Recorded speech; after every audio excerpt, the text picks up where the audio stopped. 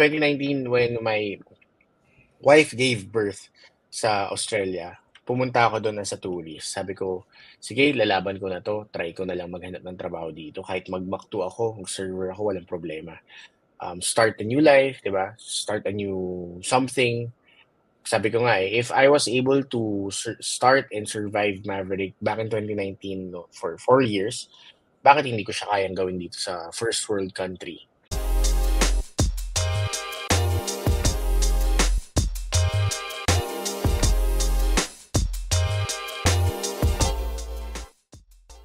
Yeah, kasi pagkakamag-anak mo lang, hindi mo lang pwedeng i-expect na bibili sila lagi. Siguro pwede once pagbigyan ka nila, pero hindi siya sustainable and artificial demand lang yun.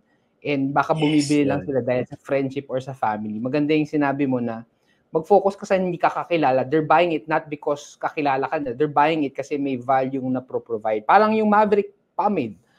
People are buying it kasi gumagwapo sila. Nagkakaroon sila ng confidence. Yan. Yes, sir. 'Di ba? It's not just about the actual product or feature but the benefit eh. 'Di ba? Like yung sa product nyo, hindi lang gumaganda yung buhok pero nagkaka-confidence, nagkakaroon ng way para baka ma-communicate nilang feelings nila sa kanilang crush, 'di ba? Yes. Pangdagdag din 'yon. Balik lang pala ako, no, Brian, kasi you said something that's really also important to me, having mentors, right?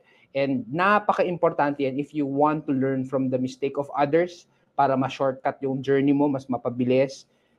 Siguro yung question ko doon, since you have a mentor who helped you or a consultant who helped you, ano yung pinaka tumatak sa'yo na advice niya sa'yo and talagang nakatulong sa'yo na you want to also share for those who are watching now? Nako sir, marami akong mentors.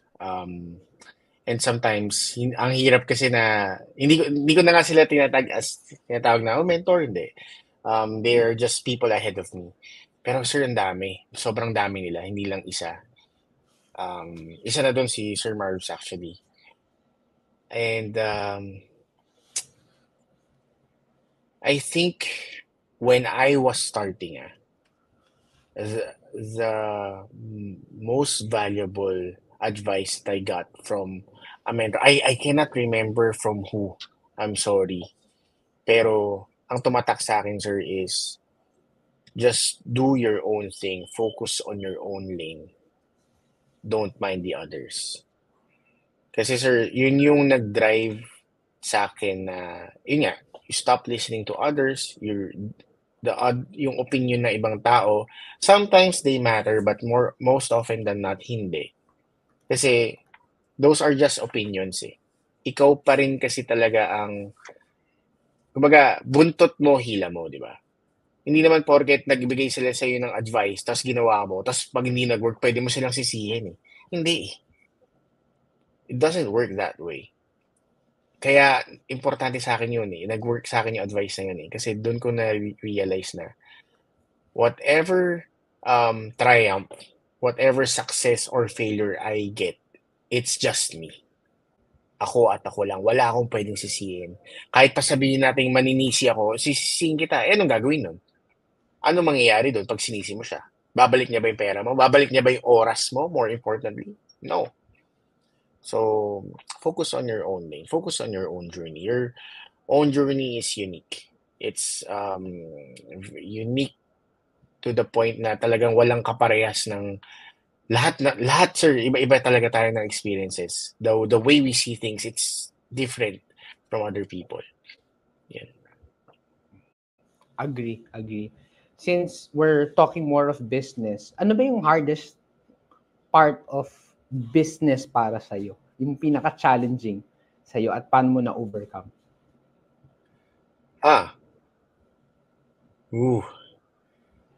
Very challenging. Okay, business itself is very challenging. I think I have two, sir. Yung isa technical, cash flow. So, yung cash flow talaga, cash flow will make or break your business. Yung for me is the technical. And the other one is learning to say no. Kasi sir, akala natin opportunities are kasi sir nung nagsisimula ako, yes man ako, eh. Nagtatrabaho nga ako, eh, nagtatrabaho ako sa graphic artist nun. May offer na, "Oh, sideline ka sa ganito." Magye-yes ako, eh. Maganda naman yung naging resulta, 'di ba? Pero hindi natin namamalayan minsan kaka-yes natin, may mga ibang opportunities na nalalampasan if we only learn when and how to say no. We as Filipinos, I think sir, kultura natin ng Pilipino yun, no, na parang we like pleasing other people. So it's parang ang hirap nun kasi we give too much of ourselves na tayo na minsan yung nawawalan. So yun sir, learning to say no.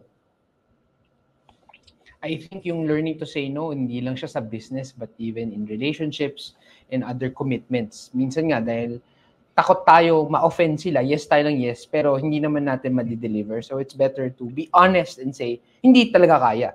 Kesa naman, hindi ka mag-fulfill ng commitment. Right? True. In terms of your business, kasi sabi mo nga, maraming mga challenges like cash flow, but was there a point where nasa rock bottom ka na ng business mo na parang you were contemplating of quitting, na minsan may mga ganun na? Kasi ay, masaya lang sa una, okay, pero nandito na tayo sa low point, tutuloy pa ba ako? May mga ganung moments ka ba in your business? Marami sir, marami. Especially when kasama ko yung mga ibang negosyante rin, mga micro business owners.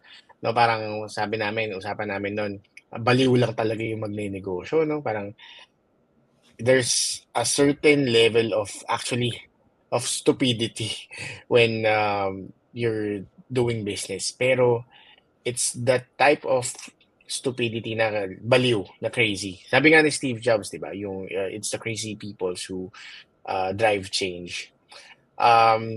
Kwento ko lang nung 2019 sir, I was ready to quit Maverick.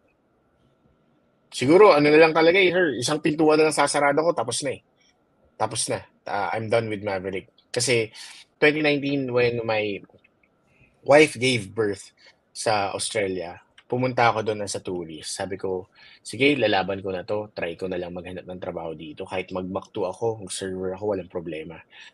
Start a new life, di ba? Start a new something.